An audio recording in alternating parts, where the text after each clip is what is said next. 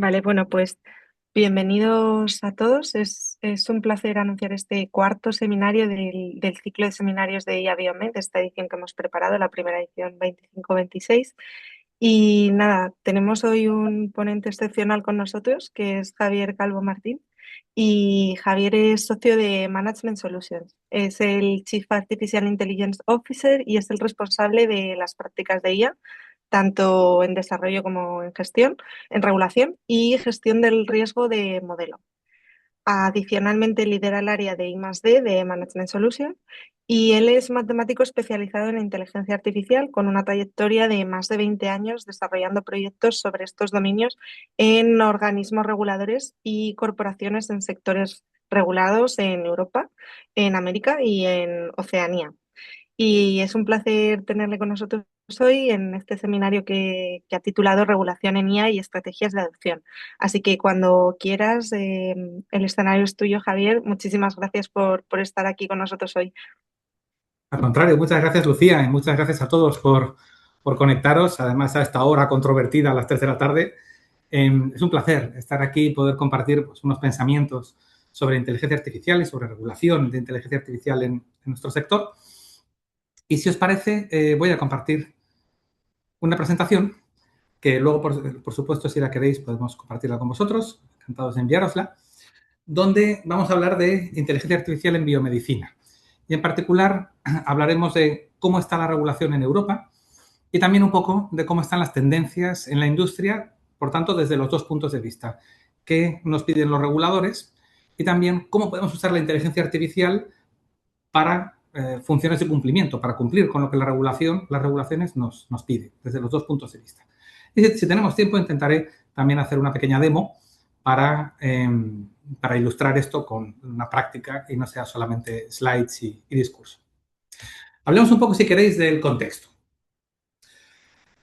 No creo que sea ninguna novedad o ninguna sorpresa decir que la inteligencia artificial se está utilizando de manera masiva y con mucho éxito en el campo de la biomedicina, para el descubrimiento de fármacos, también en el campo de los dispositivos de tecnología médica. Es decir, está siendo una explosión. Ahora bien, sí me gustaría decir algunas cosas y hacer algunos matices sobre esto. Por una parte, creo que todos conoceréis los datos de que AlphaFold está permitiendo predecir el plegamiento de proteínas y está logrando superar la fase 1 en un 85% frente al 45% habitual. O que los tiempos se están comprimiendo y que la fase preclínica está bajando de 3 a 5 años a un año y medio, gracias al uso de la inteligencia artificial. Todo esto es cierto y es bueno y es muy positivo, pero también querría señalar un par de cosas. Una es una asimetría, si queréis, entre la promesa y el dato. Es decir, la IA nos vende, y es verdad, una aceleración brutal, pero al mismo tiempo, en los ámbitos en los que no hay datos o los datos son muy escasos, ese rendimiento baja drásticamente. Y esa contradicción es justo el punto. La inteligencia artificial no acelera el descubrimiento de los fármacos, acelera el descubrimiento de los fármacos donde ya había datos maduros. En oncología, sí. En enfermedades raras pediátricas, en neurología, en temas complejos, donde el ensayo clínico es la única fuente de verdad, ahí ya no es tan cierto, porque la IA no fabrica los datos, simplemente nos ayuda a traducirlos mejor. Por tanto, una consecuencia no obvia de esto es que la IA puede profundizar el sesgo terapéutico hacia las enfermedades que están bien dotadas de datos. No va necesariamente a corregir ese sesgo terapéutico. Por tanto, hay que invertir en generación de datos, donde el mercado no lo esté haciendo, porque ahí realmente hay una potencial explosión que sería sobreexponencial. Y también querría señalar que la validación clínica sigue siendo el cuello de botella. Es decir, la fase 1, no digo que sea fácil, pero es una fase que admite una mayor industrialización con la inteligencia artificial. Pero la fase 2, la fase 3 es donde la evolución de los fármacos tiene más dificultades y ahí la inteligencia artificial todavía no ha movido la aguja de forma apreciable, al menos comparativamente con la fase 1. Quizá un último mensaje de contexto introductorio, y así queréis vamos avanzando, es que sí hace falta un gobierno de la inteligencia artificial más estricto, como decimos aquí, y es verdad, eso es importante, pero no solo, es decir, ese gobierno de la inteligencia artificial más estricto se puede ver como ya tengo otra tonelada de regulación con la que cumplir, en realidad, si lo vemos de la manera correcta, es una ventaja competitiva. ¿Por qué? Porque genera barreras de entrada y que supere esas barreras de entrada, quien sea capaz de hacer de la inteligencia artificial y el cumplimiento regulatorio un éxito, ha desbancado a la competencia de forma muy rápida y, por tanto, acelera sus procesos, industrializa sus procesos de descubrimiento de una forma ética, segura y responsable donde los demás no pueden. Y eso genera una diferencia competitiva. No me enrollo más, como una introducción. ¿Qué pinta va teniendo el mapa regulatorio? Bueno, venimos de un mundo de IVDR, MDR, pero aparte de protección de datos, GDPR y demás, pero me gustaría hoy señalar dos, o hacer foco en dos grandes iniciativas regulatorias o pseudo-regulatorias. Una es el Artificial Intelligence Act de la Unión Europea, de la que hablaré ahora con bastante detalle, y la otra son los principios de inteligencia artificial de la EMA y la FDA. Profundicemos un poco en ello.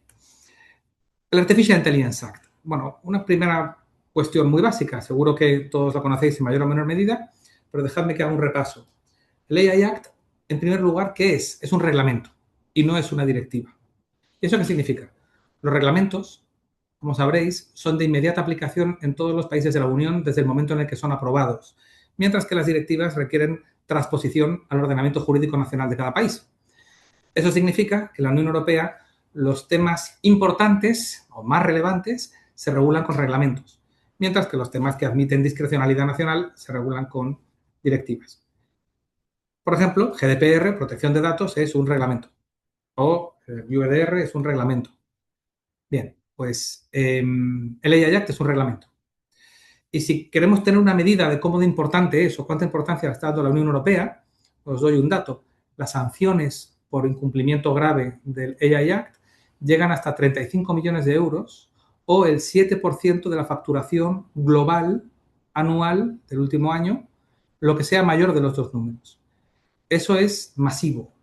Si queréis una referencia, GDPR, protección de datos, llega hasta un 4% de la facturación en sanciones, mientras que el AI Act llega hasta un 7%, casi el doble. Entonces, para decir, sí, la Unión Europea se está tomando la regulación de la inteligencia artificial muy en serio. ¿Pero qué es? ¿Qué dice el AI Act? El AI Act es un reglamento de conducta. Lo que intenta hacer no es proteger a las compañías, intenta proteger a los ciudadanos del mal uso o del abuso de la inteligencia artificial sobre ellos, sobre nosotros. Y, por tanto, la columna vertebral del AI Act es una clasificación en 3 niveles de riesgo. No de los sistemas de IA, sino, para ser exactos, de los usos de esos sistemas. Prohibido, alto riesgo y todo lo demás. Los sistemas prohibidos o sistemas de uso prohibido se regulan en el artículo 5 y son lo que todos podemos imaginar. Si yo quiero hacer una inteligencia artificial que se inserte en juguetes y que manipule a los niños para que tengan comportamientos peligrosos, eso está prohibido. Vale, nos lo imaginábamos, eso no es una gran sorpresa. En realidad, solo hay algunos casos que son un poco más sorprendentes. Por ejemplo, el uso de la biometría para reconocimiento de personas en espacios públicos por parte de alguien que no sean las fuerzas de seguridad del Estado. Está prohibido. Caso real, me preguntaban de cierta gran cadena de supermercados. Nosotros queremos poner una inteligencia artificial que con las cámaras en las tiendas reconozcan a las personas que entran y aquellos que estén fichados por haber robado antes en el supermercado, negarles la entrada.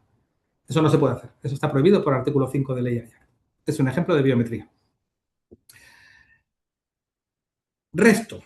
Los sistemas que no son prohibidos ni alto riesgo, básicamente están no regulados. Tenemos obligaciones de transparencia y muy poquito más. Ahora hablaré de obligaciones en un momento. Por tanto, ¿dónde está el núcleo? El núcleo está en los sistemas de alto riesgo. ¿Qué son los sistemas de alto riesgo según el EIA? Los sistemas de uso para alto riesgo. Son aquellos que pueden potencialmente dañar la salud, la seguridad o los derechos fundamentales de las personas. Y eso está muy desglosado. Hay un artículo 6 que lo regula y hay un anexo 3 que nos cuenta los usos. Y como veis una zona gris, dentro del propio Artificial Intelligence Act se estipuló que antes del 2 de febrero de 2026, o sea, hace 3 meses y medio, tenía que sacar la Comisión Europea unas guías de clarificación sobre qué es alto riesgo. Por tanto, con ejemplos de lo que sí, ejemplos de lo que no, para cada uno de los potenciales usos. Y esas guías han salido con retraso y, casualmente, han salido ayer. Por tanto, este webinar o webinario viene en un momento con un buen timing, porque justo ayer han salido las guías de clarificación. Spoiler, si no os las habéis leído, podéis esperar a la película porque realmente no dicen nada muy sorprendente. Hay algunos matices, pero esperábamos o deseábamos que hubiera alguna relajación en algunos elementos. No la hay. Son básicamente una continuación muy natural del reglamento. El AI Act distingue entre varios proveedores, varios roles. El rol del proveedor, el rol del desplegador, el rol del importador y algunos más. Los más importantes son esos tres. El proveedor es quien fabrica el sistema de inteligencia artificial. El desplegador, responsable del despliegue, es quien lo toma del proveedor y lo aplica a sus pacientes, a sus clientes, a sus empleados, a las personas físicas que sean. Y el importador, pues como os podéis imaginar, es quien lo trae de un país fuera de la Unión y lo importa para su uso en la Unión Europea. ¿Y cómo está el calendario? ¿Cómo está ahora mismo el Artificial Intelligence Act? Bien, os cuento un poco de historia. El primer borrador fue de abril de 2021. El AI Act ha dado vueltas y vueltas, porque si lo pensáis un momento, abril de 2021, la salida de ChatGPT al mundo, la gran salida, fue el 30 de noviembre de 2022. Por tanto, el AI Act fue el primer borrador un año y medio antes de ChatGPT, que ya existía la IA generativa, pero aún no había explosionado, aún no se había democratizado. Por tanto, eso sumió a la Comisión Europea, al Parlamento Europeo y el Consejo de la Unión en los trílogos típicos para cualquier reglamento. Los hicieron girar necesariamente en torno a la IA generativa. ¿Qué hacemos con la IA generativa que ha explotado? Y eso es importante, por un tema que hablaremos a continuación. Bien, salto adelante. El 1 de agosto de 2024 entró en vigor. El 2 de febrero de 2025, dos grandes elementos que van calendarizados entraron en vigor. En particular, la IA prohibida tiene que haber desaparecido ya, desde el 2 de febrero del 25. Y las obligaciones de alfabetización, artículo 4, es decir, tenemos que garantizar que todos los usuarios de la inteligencia artificial, aunque sea de bajo riesgo, sepan qué es la IA y cuáles son sus riesgos, estén formados, estén capacitados, ya entró en vigor desde el 2 de febrero. Por tanto, si nos hacen una auditoría mañana, una inspección, y encuentran que hay usuarios que están usando la IA y nadie les ha formado nunca ni están concienciados sobre el tema, tenemos un problema legal, un problema de sanciones. Pero quizá las dos grandes fechas del AI Act son, o eran, el 2 de agosto del 26 y el 2 de agosto del 27, que eran las fechas en las que entraban en vigor las disposiciones sobre las obligaciones sobre alto riesgo para los dos grandes ámbitos de los que ahora hablaremos. Se han movido al 2 de diciembre del 27 y al 2 de agosto del 28. En particular, para lo que hablamos hoy aquí, en la inmensa mayoría de los casos que vamos a mencionar o que podemos citar en nuestro campo, se ha movido el 2 de agosto de 2028. Por tanto, todavía tenemos un par de años para cumplir con el AI Act. Y os adelanto que no es fácil realmente. Los requerimientos son muchos. Entonces, bien, digamos que un sistema de inteligencia artificial es de alto riesgo. Por tanto, por ejemplo, y en nuestro campo casi todos ellos lo van a ser, pues un sistema para la predicción del plegamiento de las proteínas, como es AlphaFold, que se va a utilizar en última instancia para el desarrollo de medicamentos. Eso es alto riesgo, artículo 6.1 de ley AI. ¿Con qué tengo que cumplir? Y aquí no os asustéis, os traemos esta slide muy densa, no con la intención de recorrerla entera, sino al contrario, es decir, me han caído encima 140 páginas de requerimientos que no son evidentes. Esa es la mala noticia. La buena noticia es que de reglamentos ya existentes y sobre todo del IVDR nos convalidan, entre comillas, unas cuantas cosas, bastantes cosas. Entonces, dejadme que os dé unas cuantas pinceladas de alto nivel. La intención no es hacer una cosa exhaustiva, sino que sepáis que esto existe y lo tengáis en el radar. Como decía, hay requerimientos muy poquitos que aplican a todos los niveles de riesgo. Alfabetización, tengo que garantizar que todo el mundo sepa de IA. El registro de navezetos de la Unión Europea realmente es para alto riesgo, pero también cuando es alto riesgo, pero se le ha aplicado una excepción, también debería registrarse. Eso es un tema lateral. Y la transparencia, el artículo 50. Si montamos un chatbot para nuestros pacientes, pues el chatbot tiene que informar de que, aunque sea bajo riesgo, de que soy una inteligencia artificial y no soy un ser humano, salvo que sea evidente. Artículo 50. Sin más.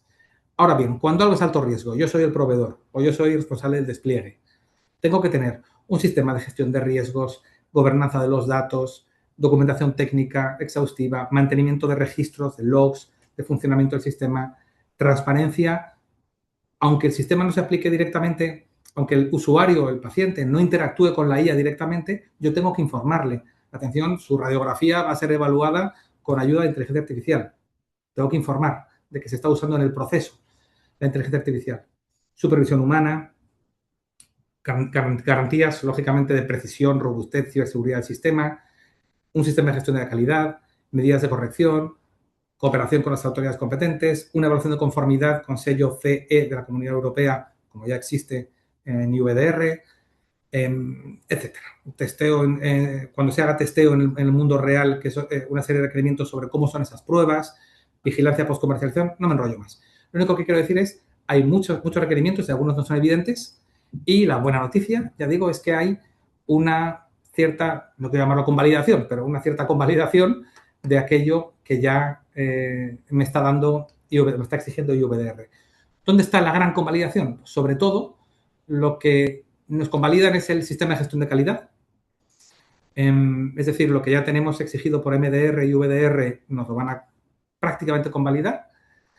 La parte de gestión de riesgos, en gran medida, los procesos de testeo, de reporte, de información, documentación y demás, son los mismos. Se añade una dimensión específica de sesgos, de robustez, de derechos fundamentales, pero se enchufan al sistema que ya está. Sobre todo la documentación técnica, no hay que hacer documentación técnica de cero, sino que queremos un solo expediente técnico, dicen los reguladores, no dos. Por tanto, se añaden algunos contenidos. Me tienes que dar la arquitectura de tu sistema de inteligencia artificial, me tienes que contar qué recursos computacionales estás utilizando, cómo haces el gobierno de los datos, cómo haces las evaluaciones de riesgo específicas de la inteligencia artificial, pero no es un expediente separado, es el mismo documento, el mismo expediente técnico. De algunas cosas más, pero no son muchísimas. Y no se convalidan otras muchas cosas. Es decir, no se convalida el logging automático, la transparencia, como decía antes, hacia el usuario y hacia el receptor del sistema de inteligencia artificial.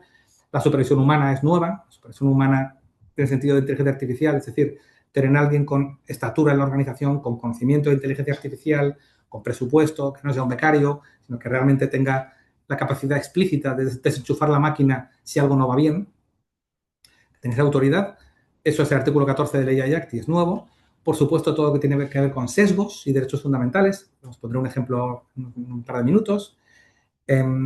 Y otros elementos. Por tanto, ya digo, es una de cal y una de arena. La regulación, en gran medida, se ancla en lo que ya existe, con ese espíritu de paperwork reduction, es decir, de no sobrecargar los requerimientos administrativos, pero sí añade lo que el Artificial Intelligence Act, lo que la regulación de inteligencia artificial tiene más por la mano. Hasta aquí un poco de la AI Act. Y ahora un poco de los principios de la EMA y la FDA. Habréis visto seguramente que en enero de este año se han publicado unos principios del uso de la inteligencia artificial en el mundo de desarrollo de medicamentos y interesantemente, son unos principios conjuntos entre la EMA y la FDA. Eso es interesante porque es una cooperación transatlántica que no es evidente. Sobre todo en un momento en el que la administración en Estados Unidos no está en la línea de más regulación, sino en la línea de más liberalización, menos regulación. En la era de Biden, la regulación de IA en Estados Unidos está siendo realmente de muy buena calidad. Desde que llegó la administración Trump se ha desregulado mucho. Por eso es muy interesante que aparezcan estos principios en coordinación transatlántica. Los principios son los que veis en la pantalla y en realidad no creo que sorprendan a nadie, al menos en la superficie. Lo que me gustaría es zambullirnos en 2 o 3 de ellos para mirar algunas implicaciones que no son tan obvias. Quiero decir que si tomáis estos 10 principios y los cruzáis con los principios de la UNESCO, con lo que está diciendo el Consejo Europeo, lo que está diciendo el AI Treaty y, por supuesto, el AI Act, vais a ver que todo viene a decir más o menos lo mismo. El diseño centrado en las personas, cumplir los estándares legales, técnicos, científicos, que sean multidisciplinares, buen diseño, gestión de ciclo de vida completo, lo que veis en la pantalla. Entonces, más que recitarlos, me gustaría aflorar 2 o 3 consecuencias importantes. El primer principio de diseño centrado en las personas, que apoye, que no sustituya al juicio humano, suena evidente, pero tiene una carga política importante. ¿Por qué? porque implícitamente está cerrando la puerta a la inteligencia artificial totalmente autónoma en decisiones clínicas. Quiero decir, Human in the Loop, que hay una persona que valide cada una de las decisiones, que en el AI Act no está. El AI Act tiene Human Oversight, que una persona supervise el funcionamiento general del sistema, no decisión a decisión. El Human in the Loop se convierte en un requisito regulatorio de diseño. Por tanto, no podemos automatizar 100% temas de señales de seguridad, farmacovigilancia y demás, lo cual es lógico, pero es un enfoque pues eso, muy centrado en las personas. La adherencia a los estándares, los GMP, GCP, GLP, GVP, que es el lenguaje nativo de la industria, no es nada evidente. Es que los sistemas IA tengan que cumplir con eso, significa que no van a crear un régimen de inteligencia artificial en paralelo, sino que lo van a incrustar dentro del régimen GXP que ya existe. Y esto tiene consecuencias prácticas muy grandes. Significa que, por ejemplo, la validación de los modelos de IA se tiene que parecer a la validación de los sistemas computerizados, no tanto a los benchmarks de modelos de Machine Learning. Por tanto, traza de auditoría, versionado riguroso, control de cambios. Es decir, no es un problema matemático, es un problema ingenieril, es lo que están intentando decir. El enfoque basado en riesgo sí que es el mismo principio que vertebra todo, el IVDR, el Artificial Intelligence Act. La noticia aquí realmente es la coherencia. Es decir, IVDR, Artificial Intelligence Act y los principios de la EMA y la FDA simultáneamente poniendo el foco en el riesgo como centro de todo esto. Sí, os señalo otro principio que tiene también algo escondido, que es el contexto de uso claramente definido. Claro, paremos un segundo. Una cosa es los modelos de Machine Learning, predicción, clasificación, regresión, que intentan predecir el comportamiento o regresionar, dar una puntuación a algo. Por oposición a los modelos de IA generativa, sistemas de IA generativa, que son de propósito general. Es decir, ChatGPT sirve para muchas cosas. En el momento en el que nos dan un principio de contexto de uso claramente definido, la IA generativa, por definición, no tiene un caso de uso, un contexto de uso claramente definido, sino que está abierto, se define en el prompting, lo define el usuario en tiempo real. ¿Cómo defines el contexto de uso de un LLM que se utiliza para resumir la literatura científica, o para redactar un protocolo de un ensayo, o para analizar el reporte de un evento adverso? Entonces, ¿qué significa esto en términos prácticos? Significa que tendremos que validar por separado estos sistemas de IA generativa para cada uno de estos usos. Lo cual es lógico, porque si son usos relevantes o usos de alto riesgo, requieren su validación. Pero le pone una cierta ralentización a las economías de escala. Y no me enrollo mucho más. El resto de principios yo creo que son autoexplicativos y son esperables, por otra parte. Solo quería señalar unas pocas elementos. Para vuestra lectura, si no podéis dormir por la noche, os dejamos un par de páginas más que os pasaremos, donde mapeamos los principios con el Artificial Intelligence Act y con el impacto que tiene esto en el sector. Digo, no me detengo aquí. Sí me gustaría contaros un caso real. Este es un proyecto que hicimos el año pasado, hace 8 meses más o menos. El caso es el siguiente. Una gran empresa farmacéutica se compra una pequeña startup que desarrolla algo más de 10 sistemas, modelos de inteligencia artificial para la detección del cáncer mediante visión computerizada en tejidos. Entonces, un modelo para cáncer de páncreas, un modelo para cáncer de piel, un modelo para cáncer de mama, etc. Y así, pues, del orden de 15 algoritmos. Y el proyecto con nosotros nos pidieron que les ayudáramos a ver con qué tiene que cumplir de la nueva regulación el AI Act. Ya cumplen con IVDR, ya lo tienen todo certificado. ¿Cuál es el delta? ¿Qué más tengo que hacer? Entonces, una vez más, hay cosas que me convalidan, hay cosas que no me convalidan y, por tanto, bueno, pues hubo que hacer un análisis de detalle que os traslado en la medida en la que sospecho que todos los aquí presentes o casi estaréis haciendo labores no muy distintas. En primer lugar, lo más evidente, pero que hay que hacer es, ¿estos algoritmos que tenemos realmente son inteligencia artificial en el sentido del artículo 3 del Artificial Intelligence Act o no son sistemas de inteligencia artificial? Bueno, sí lo eran, check, pero podrían no haberlo sido. En segundo lugar, si son sistemas de IA, ¿son de alto riesgo? o no son de alto riesgo. ¿Están prohibidos? No, no están prohibidos, sí son de alto riesgo, ¿de acuerdo? Y a partir de aquí, ¿cuáles son mis obligaciones? ¿Cuáles tengo ya cubiertas? Porque ya cumplo con IVDR y tengo mi sello de conformidad. ¿Y cuáles no están cubiertas? Y por tanto es mi brecha de cumplimiento y qué tengo que hacer. Y os cuento, si queréis, una pequeña anécdota que para mí fue reveladora, fue más que una anécdota. En mitad del proyecto caímos en la cuenta de lo siguiente. Dijimos, claro, tengo un sistema de IA como este para detección del cáncer en visión, con visión computerizada que lo hace mejor que el 100% de los patólogos del mundo. Bien. ¿Puede haber algún tipo de sesgo por etnia? Es decir, que personas de diferentes lugares del mundo, el sistema funcione mejor o peor sobre ellas dependiendo de cuál es su etnia, cuál es su procedencia, y por tanto que eso lleve a un sesgo en la aplicación de este sistema de detección del cáncer.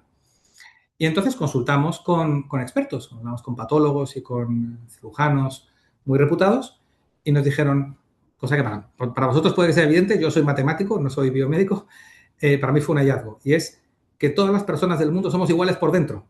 Mi páncreas es igual que el páncreas de una persona de China o de África o de Oceanía. Y por tanto, estos sistemas funcionan igual, con visión computerizada en tejidos de cualquier persona. Con una excepción. ¿Cuál es la excepción? La piel. Los sistemas de visión computerizada que detectan melanomas en una muestra de piel funcionan bien sobre la piel blanca y peor sobre la piel negra.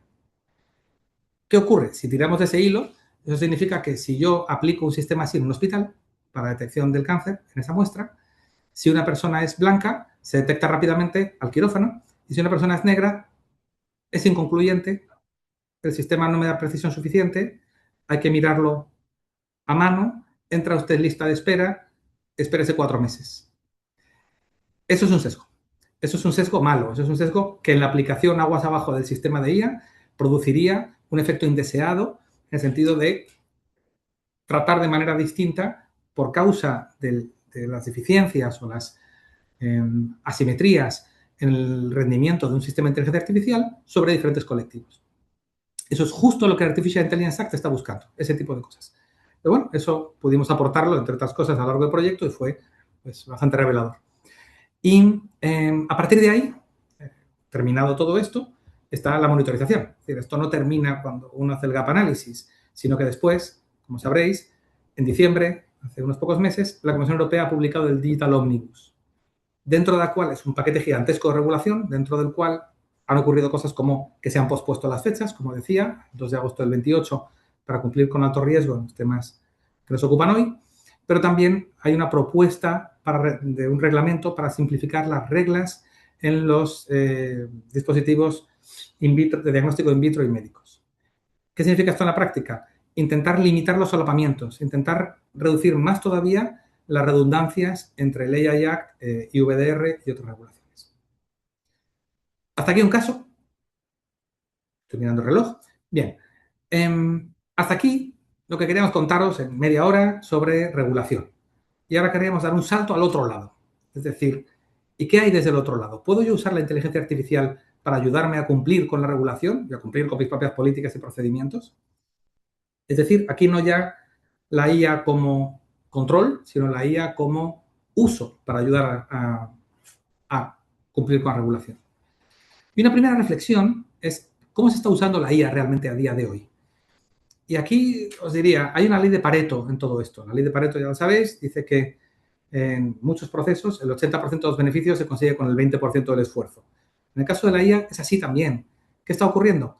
Que solo con distribuir licencias de ChatGPT Enterprise o de Copilot o de Claude Enterprise o de Gemini Enterprise, digo Enterprise, para que sea un entorno securizado, a todos los empleados ya consigo un impulso de productividad brutal.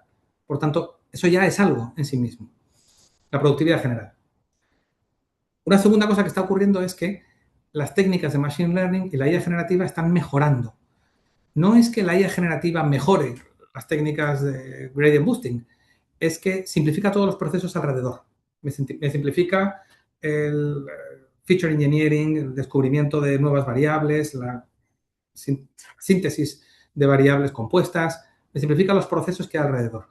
Y también está mejorando algunos algoritmos. No sé si habéis visto que estos días se acaba de publicar que un modelo de OpenAI que no han hecho público, o sea, no es GPT 5.5, sino otro, está resolviendo conjeturas matemáticas que llevaban 80 años sin ser resueltas. Por tanto, sí, también tienen potencia para generar nuevos pensamientos científicos. Pero ni siquiera estoy ahí. Estoy más en mejores predicciones, más precisión, más capacidad analítica, porque me mejora los procesos alrededor. Y más allá de eso, más allá de los modelos en sí, se da una transformación operativa, es decir, la industrialización del proceso completo. Desde la captura del dato, la documentación, hacer las presentaciones para la dirección, hacer todo el proceso entero en turno. Pero al mismo tiempo se amplifican los riesgos. Todo ocurre al mismo tiempo. Si bajamos esto a cosas más concretas, y después de esta página va a dar tiempo, os hago una pequeña demo, ¿qué estamos viendo en la práctica? Bueno, estamos viendo en ámbitos de cumplimiento, de data, de cultura, diferentes grados de madurez en el uso de la inteligencia artificial. Vemos ya muy maduros, y estamos haciendo, generadores de documentación técnica, de forma que no me pongo de cero a escribir la documentación, por ejemplo, la que me pide el AI Act, sino que el análisis de conformidad, el análisis de impacto en derechos fundamentales, el análisis de protección de datos, esos análisis se redactan con la ayuda de generadores de documentación. También vemos y tenemos, de hecho, nosotros radares regulatorios. Es decir, pongo un caso real. Nosotros estoy aquí en nuestro centro de innovación de Management Solutions en Las Tablas. Hasta hace unos meses había un pequeño equipo que todas las mañanas se revisaba del orden de 500 páginas web de reguladores para ver si hay algo nuevo. Y si había algo nuevo, pues se lo resumían a mano, hacían una alerta, lo mandaban al gerente, que lo mandaba al socio, lo aprobaban y se enviaba la alerta a los 4.000 profesionales de MS. Ese proceso era la mañana completa, todos los días, de un par de personas. Eso ya no es así, sino que tenemos algo llamado Astronomer, que lo que hace es exactamente eso. Es decir, se scrapea las webs de los 500 reguladores todas las mañanas y cuando llegan los chicos y lo miran, tienen ya los cambios que ha habido, las nuevas normativas y un borrador de alerta listo para revisar. Por tanto, una tarea que antes llevaba horas, ahora lleva minutos, literalmente. Y además ha mejorado la calidad, porque comete menos errores, francamente, la inteligencia artificial que por lo menos que yo. En el mundo de data aparecen datos sintéticos de muy buena calidad. Ya existían, no es que sean nuevos, pero aparecen datos sintéticos de muy buena calidad y además aparece la capacidad de anonimizar. Os cuento un caso real, bonito, la verdad, que era para hacer determinado modelo, cierta gran compañía tiene una factoría en la India. ¿Qué ocurre? Que por razones de protección de datos y de Reglamento Europeo de Ciberseguridad y otros, no se pueden enviar esos datos fuera de Europa. Son datos de personas físicas de Europa y no pueden salir del espacio económico europeo. Entonces, ¿qué hicieron? Hicieron, con nuestra ayuda, es tomar esos datos reales y crearles un gemelo sintético. Es decir, los mismos datos, mismas propiedades, mismo todo, pero no es que estén anonimizados, no es que taches el nombre, es que reconstruimos las propiedades estadísticas desde cero. Esos datos sintéticos ya no son de nadie, ninguno de ellos se puede trazar a ninguna persona porque no es de ninguna persona. Se envían a Asia, a India, ahí se hace el modelo, nos dan el modelo de vuelta y ese modelo basta con probarlo sobre los datos reales dentro de Europa, recalibrar y listos. Eso es un uso de datos sintéticos muy hábil para salvar, en este caso, fronteras y otros muchos casos. Un traductor de explicabilidad médica, eso lo hemos visto menos desarrollado, que para transformar la lógica matemática de un modelo en una narrativa que yo pueda explicar a un patólogo o a un paciente. Y también sistemas que puedan auditar los sesgos en tiempo real. Una cosa es hacer un análisis forense, como os contaba antes, de si este sistema ha tenido sesgos o no los ha tenido, y otra cosa es que en tiempo real, en una herramienta de diagnóstico, sea capaz de detectar un sesgo y lo pueda parar a tiempo si es un sesgo injustificado. Y en el mundo de cultura tenemos copilotos de ética y regulación, son chatbots donde yo puedo preguntar, oye, ¿qué dice IVDR sobre este tema? ¿Qué dice el AI Act? ¿Qué tengo que saber? Que ya empiezan a ser muy fiables. No sé si conocéis una iniciativa que se llama Maite.ai. Es un sistema de inteligencia artificial para servicios jurídicos que donde ChatGPT 5.5 saca un 80-85% en el test, en las pruebas de acceso a juez, Maite.ai saca un 99%. Es muy bueno en jurisprudencia, regulación, todo esto. Nosotros no tenemos nada que ver con ellos, no los estoy prescribiendo, simplemente los menciono como un caso de éxito. Y también asistentes de Compliance by Design, que se integre en el desarrollo de un modelo o de cualquier proceso y me vaya dando instrucciones de no te olvides temas que tengan que ver con la regulación. Y como te decía, voy a parar aquí un segundo, voy a cambiar de pantalla, voy a hacer una pequeña demo para cambiar también de ritmo. Y os cuento un poco la historia que tiene detrás. En noviembre y diciembre de 2024 hicimos un proyecto pequeño pero importante para el Banco Central Europeo. Es un proyecto que consiste en desarrollar una herramienta de IA generativa que toma como input currículums y devuelve como output la banda salarial y la posición que hay que ofrecerle a esta persona. Por tanto, alto riesgo, muy alto riesgo, de acuerdo con el AI Act, con lo que os he contado antes. Extrapoladlo en vuestra cabeza a la selección de pacientes para un estudio clínico aleatorizada o no, a lo que queráis. La lectura de expedientes individuales para tomar decisiones sobre ellos. Y funciona muy bien, lo pusimos en producción, el Banco Central Europeo estaba muy contento, les dijimos, cuidado, esto es alto riesgo según el AI Act. ¿Con qué tengo que cumplir? Con todo esto. ¿Y cómo cumplo con ello? Entonces, les montamos una herramienta llamada Atlas, que vais a ver ahora, que lo que hace es ayudarme a auditar sistemas de inteligencia artificial. ¿De qué manera? La herramienta del Banco Central Europeo, para este ejemplo, se llama Crystal. Atlas va a testar a Crystal. Atlas es un sistema de IA que va a atacar a la herramienta de evaluación de currículums para intentar ver si tiene sesgos o si tiene algún comportamiento indeseado. Primero le damos acceso a Crystal, una conexión, y le describimos qué es Crystal, pues es un sistema de IA que evalúa currículums para el Banco Central Europeo, bla, bla, bla, bla. ¿Y qué ejemplos típicos toma como input? Pues un currículum, ¿vale? Ahora ya Atlas sabe qué pinta tiene Crystal, ya sé cuál es el animal que tengo que testar, que tengo que auditar. Y además sube documentación. ¿Qué documentación? Toda la que tengas. ¿Tienes el código del modelo, de la herramienta de IA? Pásamelo. ¿Tienes los logs de su funcionamiento? Salidas, descripción del stack tecnológico, datasets, documentación. Dame todo lo que tengas. Si no lo tienes, no lo tienes, pero lo que tengas será útil. Y aquí le damos la documentación funcional, el manual de formación para los usuarios, etc. Y a partir de aquí tenemos 6 técnicas de inspección, 6 técnicas de auditoría. Evaluar vía prompt, es decir, le lanzamos inputs, observamos los outputs y vemos si son buenos o son malos. Revisar el log de la herramienta para ver si ha habido problemas técnicos, latencia, que no sean necesariamente sesgos, sino que tengan que ver con otras cosas. Métricas automáticas y benchmark. Inspeccionar el código en sí, abrir el código de la herramienta Crystal y mirar qué hace. Análisis documental, mirar los manuales, políticas, procedimientos, la regulación, cruzar todo ello y ver si algo falla. Y también entrevistar a seres humanos. Todavía no lo tenemos, pero Atlas, la intención es que entreviste al usuario. Oye, ¿tú eres usuario de esta herramienta? Sí. Cuéntame, ¿cómo es tu experiencia? ¿Hace algo raro? ¿Has detectado algún problema? Entrevistar al ser humano, que también es una forma de inspección. Y para cada una de ellas hay tests. Y os lo resumo. Esto va de arriba abajo.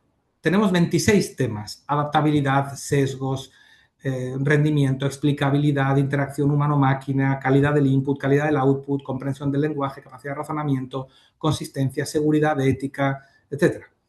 ¿Por qué tenemos 26 temas y no 27? Porque no se nos han ocurrido 27. La idea de Atlas es que sea un atlas, sea un mapa de todo lo que uno puede querer testar. Quiero testar los sesgos. Quiero testar la consistencia. Vale, bajamos un escalón. Si quiero testar los sesgos, puedo testar sesgo de género, racial, de edad, de religión, socioeconómico, cultural, de idioma, de minusvalías, de sesgos profesionales, geográficos, políticos, de muchos tipos. Hoy quiero testar sesgo de género, sesgo racial.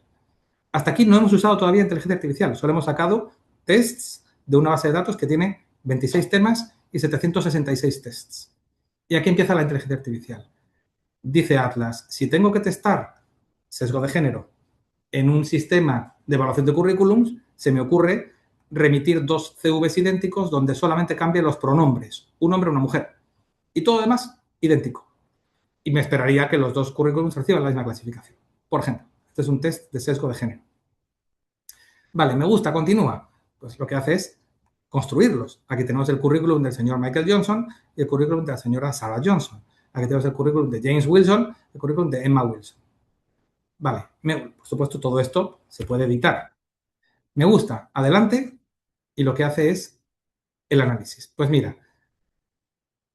he completado 8 tests, de los cuales 7 pasan, 1 falla, sesgo de género número 1 falla. ¿Por qué? Porque aunque tienen la misma, ha dado diferentes recomendaciones.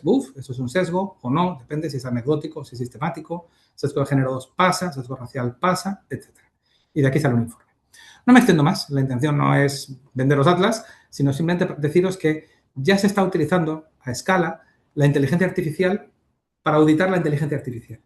Es una enorme ayuda, porque lo que antes se hacía a mano, UATs, pruebas de vamos a hacer una batería de 250 casos, probarlos uno por uno, no, espérate, los criterios no son buenos, vuelta a empezar. Esto se industrializa, tanto la ejecución como la producción de esos casos. Y lo que habéis visto aplicado a generación de currículums, imaginadlo aplicado a lo que queráis. La idea de Atlas es que sea aplicable a cualquier cosa. Vuelvo a las diapositivas para una última reflexión y ya con esto concluimos y si queréis os paso la palabra por si tenéis algún comentario, alguna pregunta, alguna cuestión. Reflexiones para terminar. Primero, como decía al principio, ley de Pareto, una herramienta de productividad general, un copilot, más una buena formación, y la formación es muy importante, además de ser obligatoria, como hemos visto, artículo 4 de la AI Act, ya es un boost de productividad tremendo. 2. A la hora de adoptar la inteligencia artificial, lo que estamos viendo es 2 estrategias complementarias. Todo el mundo tiene ya una licencia de Copilot, ChatGPT o equivalente, sí, bien, y por encima de eso aparecen o una fragmentación de muchas herramientas pequeñas o unos pocos sistemas multiagente de gran alcance. Sistemas que me toman no un proceso, sino el funcionamiento de un área entera, el funcionamiento del área de research completo, end-to-end, desde el escrapeo de información, lectura de informes de think tank, hasta la emisión de la presentación en PowerPoint que se eleva al consejo asesor para comentarlo. Grandes sistemas multiagente. Y las 2 estrategias son complementarias. Herramientas para industrializar procesos pequeños, grandes sistemas multiagente para áreas completas. 3, estamos en 2026, esto va muy rápido, la gente ya se ha pasado a la pantalla de los pilotos. Como ya sabemos hacer pilotos, con el vibe coding podemos programar los pilotos en tiempos muy rápidos. Si os doy una referencia, lo que nosotros, Management Solutions, pilotábamos, hacíamos como piloto, hace 2 años tardábamos 4 meses, ahora estamos tardando entre 3, 4, 5 días. Es decir, la IA nos acelera la generación de pilotos. Por tanto, los pilotos ya lo sabemos hacer todos muy rápido. Lo importante es escalar. Es elegir cuáles son los pilotos que quiero llevar a producción y esos ir a fondo con ellos. Y eso, número 4, es complejo. Escalar es muy difícil. Tomar un sistema de IA generativa o agéntica y llevarlo a escala significa costes elevados, alucinaciones que afloran, pero si en Friends and Family solo hemos tenido 0 alucinaciones, ya, pues que igual la tasa es de 0,01%. Cuando lo llevas aplicado a 1 millón de pacientes, de pronto empiezan a aflorar alucinaciones. Ocurrió en un sistema de IA generativa que puso en producción el Ministerio de Sanidad. Y por tanto, esto requiere soporte, control y sobre todo requiere escalado by design, que cuando se hace el prototipo, el mínimo producto viable, ya se esté pensando el diseño para el escalado, para que luego escale bien. Quinto, desde mi punto de vista, posiblemente la reflexión más importante de todas.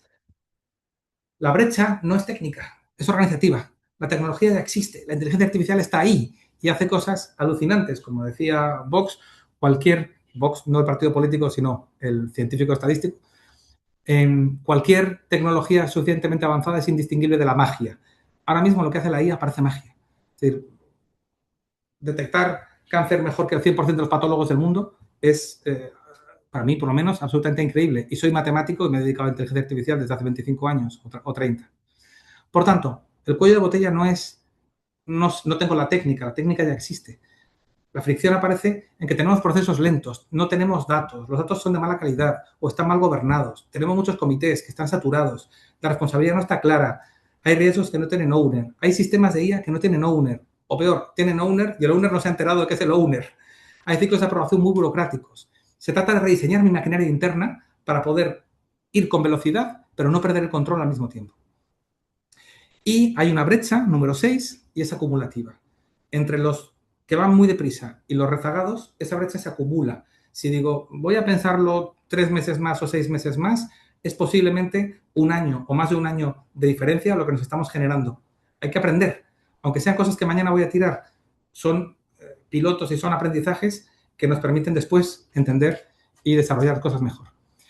Y último mensaje, y con esto ya termino, hay que gestionar las expectativas. Hay una cierta hype muy grande en torno a la inteligencia artificial que hace que la gente piense que la IA es magia y por tanto que tiene que ser 100% precisa, que se lo damos a una IA y tiene que funcionar perfecto. Y no es así. Hay un concepto muy interesante que viene de Andrei Karpathy, que es posiblemente el mejor ingeniero de IA del mundo, que trabaja en OpenAI, lo llama Jagged Intelligence, como inteligencia cerrada, como los dientes de una sierra.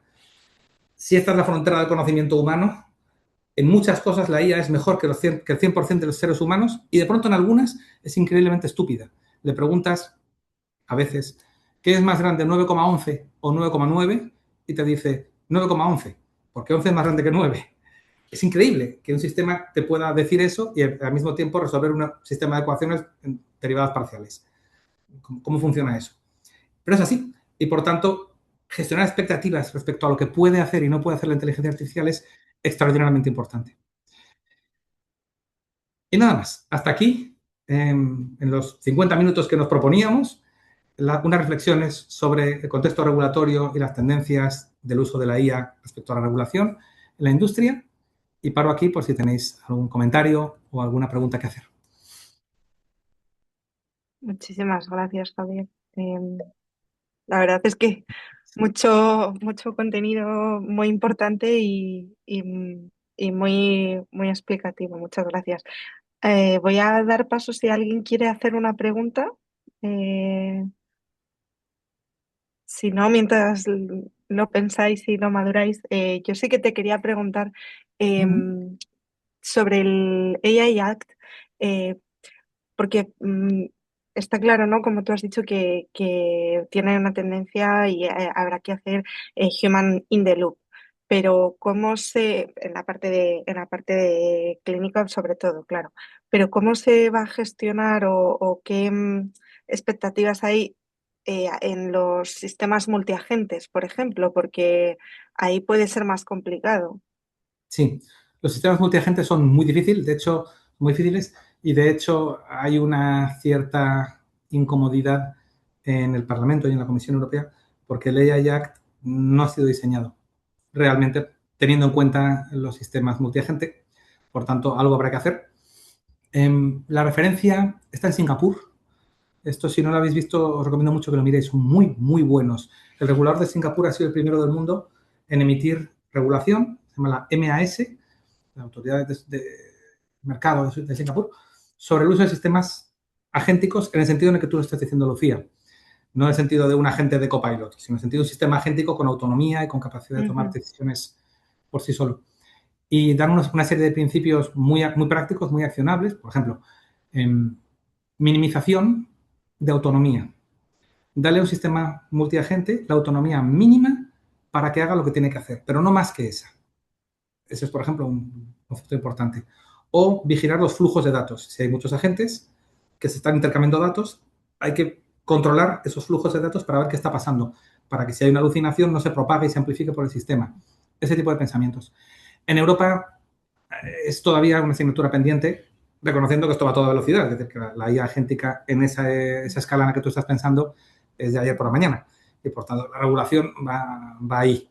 Pero ya digo, hay una inspiración muy fuerte en el regulador de Singapur. ujú.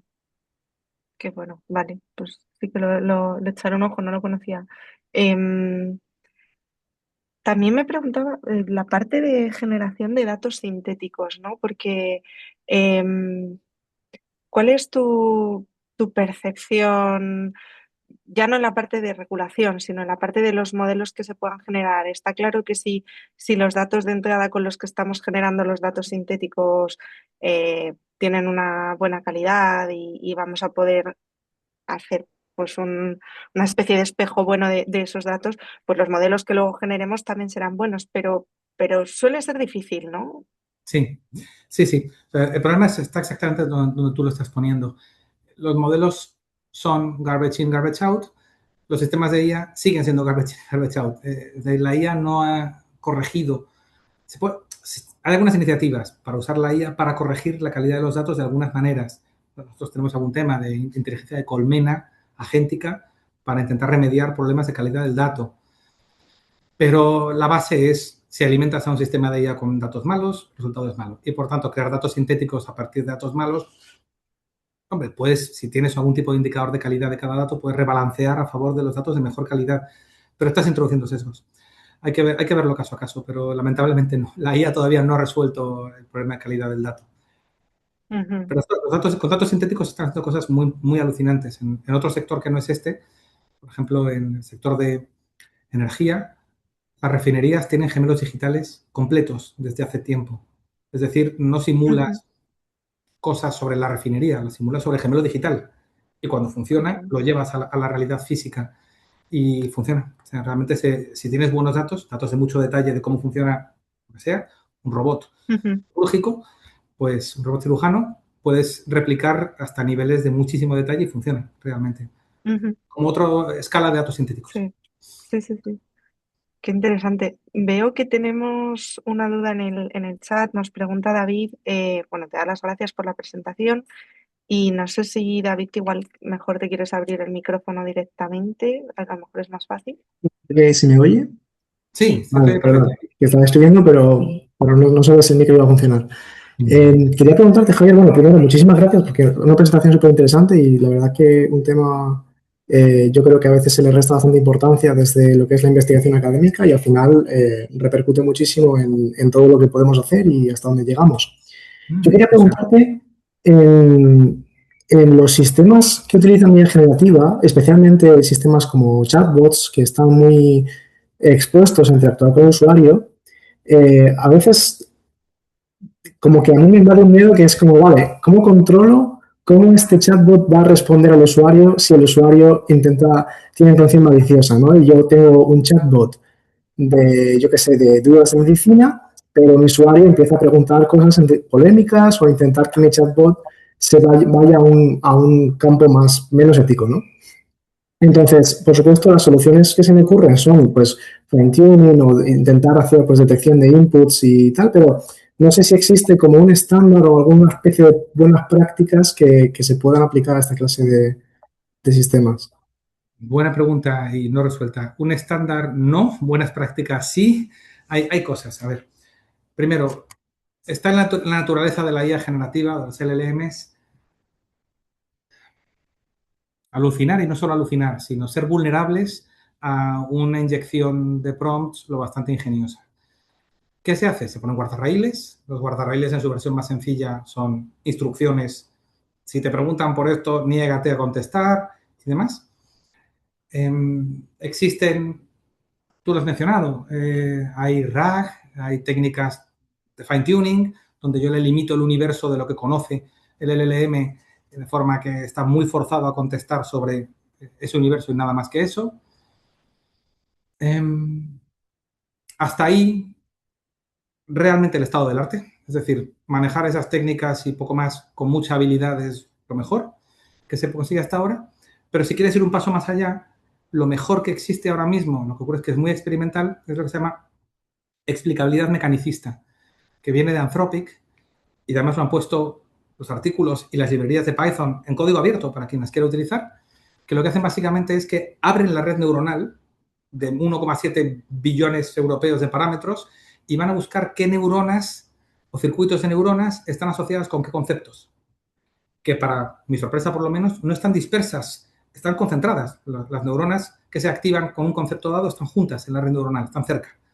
Y por tanto pueden, entre comillas, lobotomizar a esa red neuronal. Le pueden bajar los pesos de forma que una IA no sepa hablar de cómo hacer una bomba con materiales que encuentras en tu cocina. No sepa hablar de temas controvertidos. Se puede hacer, pero todavía es experimental, es torpe, es muy novedoso. Eso se llama explicabilidad mecanicista de una red neuronal, un transformer. Vale, muy interesante. Muchísimas gracias, Javier. Muchas gracias, David. No sé si alguien quiere plantear alguna otra cuestión, Muy bien, pues ¿no? si quieres, si no, podemos cerrar la sesión. Además, vamos clavados en hora, vamos con puntualidad Sí, española. Por mi sí, sí, parte, solo sí. digo una cosa y te dejo ya el cierre si quieres final, Lucía. Muchas gracias de verdad a todos. Sé que la hora de 3 a 4 para escuchar regulación no es el postre más fácil, pero de verdad pensamos que es un tema importante y que queríamos compartir con vosotros en el día de hoy. Yo, Lucía. Lo perdón, es. quería hacer una pregunta. Sí, Celia, claro, adelante. Sí. Bueno, soy Celia Martín, soy ingeniera biomédica y trabajo en el Departamento de Sistemas de Información del Hospital La Paz de Madrid.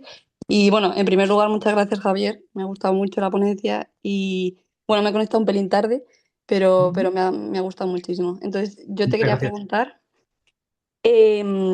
un poco en la vida real, cuando nos llegan los proyectos a sistemas de información del hospital, ¿qué tenemos que pedir que sea totalmente obligatorio ahora mismo para cuando nos llega una casa comercial y nos dice que quiere probar o que quiere instalar un sistema dentro del hospital? Y luego también te quería preguntar, relacionado con eso, un poco la diferencia regulatoria entre investigación y algo que ya es asistencial puro. Porque muchas veces es verdad que empieza como investigación y luego acaba en asistencial, o como que la línea es bastante delgada. Y ya la última dentro de esto, el tema de la anonimización, o más bien pseudo-anonimización, porque todo lo que es salud al final acaba teniendo un retorno. Y entonces con Sí, esto estamos teniendo bastantes dificultades ahora mismo en el hospital, porque como el dato no está muy estructurado, todo lo que sea campos de texto libre, pues o sea, no nos podemos cerciorar realmente que lo estamos anonimizando. ya. A ver, empiezo por la fácil.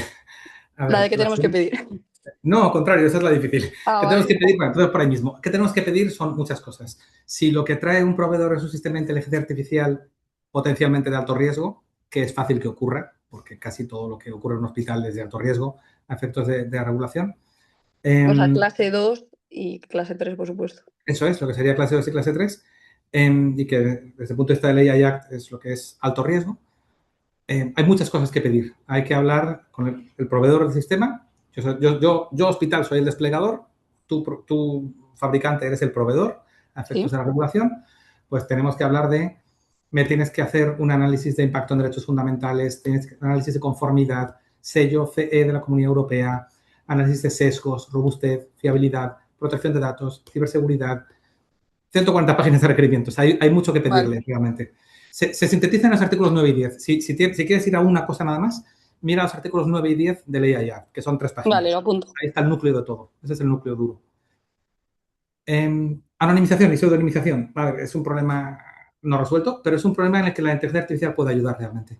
Porque un buen sistema de inteligencia artificial en un entorno securizado que tome esos textos libres y los anonimice, no pseudonimice, sino anonimice, de forma no reversible desde el punto de vista de GDPR, nosotros lo hemos hecho, lo tenemos. Y de hecho lo tenemos desplegado en el mayor bufete de abogados de Europa, lo cual es mucho decir. O Es sea, un decir, texto libre, porque es sí, verdad que los clínicos tienden a poner todo en comentarios de texto. Entonces, en alguno, pues de repente ponen Pepe, no sé qué, ¿sabes? Entonces, sí, un texto libre, un texto en el que uno escribe lo que quiera y dice, o sea, hablando de mí. Y por tanto, cuando vuelve a su casa de Santa Marta de Tormes, vale, pues esto lo vamos a quitar. O sea, que se dé cuenta de que mediante datos indirectos serías capaz de reconstruir de quién estamos hablando. Y por tanto, la pseudonimización no vale. Y limpia también eso. Eso nosotros lo tenemos, existe. No somos los únicos, pero es un sistema totalmente factible de hacer con IA generativa en un entorno securizado. o Y a sea, partir de ahí, pseudo lo decía porque es verdad que para la mayoría de proyectos, sobre todo la parte de investigación o, bueno, la asistencial también, claro, sí que tendemos a dejar, pues a lo mejor un archivo, un fichero con todos los números de historia de paciente, por ejemplo, de vuelta, porque al final si vas a utilizar una herramienta de IA para detectar algo, querrás comunicarle, ¿no? Querrás luego devolverlo al paciente, si no, claro, ¿para qué la claro, utilizas? claro, es que eso hay que codificarlo en un fichero aparte, con un número sintético que conecte A con B a través Sí, sí, de ese fichero sintético que esté en manos de otra persona distinta, que no sea quien hace el estudio. En fin, lo que es un doble ciego bien hecho. sí. Entonces, sí, todo eso es factible realmente. Ya digo, no es fácil porque la práctica diaria no es así de limpia. Es, pues eso, un archivo con los números de expediente, quitamos los nombres, pero eso no es suficiente desde el punto de vista de protección de datos. Y haces Vale. una pregunta intermedia, que era la fácil, ¿cuál era? Al final he dejado para el La final. diferencia entre la parte, vamos, la regulación aplicada a investigación y Sí, la hay una asistencial. buena noticia ahí. La buena noticia es que el Artificial Intelligence Act explícitamente dice que la IA en investigación no es alto riesgo. Está excluida. Vale. ¿Por qué? En realidad porque no es el sistema de IA lo que es de alto riesgo, es el uso.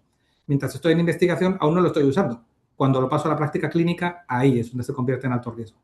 Por tanto, en investigación tenemos carta blanca, se pueden hacer muchas cosas, se puede hacer lo que uno quiera. Siendo un ensayo también, con pacientes. No, en el momento en el que impacta en pacientes, ya no. Eso ya estás impactando en personas físicas. La Claro, es frontera es que esta. estoy pensando en algún proyecto de investigación que tenemos que sí que lo estamos testando en pacientes. Si Y puede entonces ahí impactar en la salud, está. la seguridad o los derechos fundamentales, en este caso la salud, sería alto riesgo. Vale. Y no nos escapamos. Aunque sea un grupo reducido de pacientes, sigue siendo Ya, alto ya, riesgo. ya. Vale, pues muchas gracias. Y bueno, totalmente de acuerdo con el tema de los cuellos de botella, Sí, especialmente la calidad de los datos que tenemos en los GISes de los hospitales, que bueno, es sí. tremendo. Y el tema Ahí, burocrático, ahí está el núcleo de todo. ya. Si hay que invertir en algo, es invertir en calidad del dato. Mm, En una captura sistemática, limpia, ordenada, con una segunda capa, un segundo nivel de, segunda línea de defensa de control de calidad. Eso es una mina de oro. O sea, si tienes una ya. buena base de datos, tienes una mina de oro para la investigación. Mm. Vale, pues muchas gracias. Muchas gracias. Bueno, pues gracias, Celia, por la pregunta y muchas gracias también por tus respuestas. Yo creo que podemos cerrarlo aquí. Agradecerte una vez más de estar aquí y a Management Solutions también por haber querido participar en este ciclo de seminarios de IABIOME y estamos en contacto. Muchísimas gracias. Muchísimas gracias a todos. Estamos en contacto. Que tengáis buena tarde. Y Gracias a hasta todos por asistir. Hasta luego. luego. Hasta luego.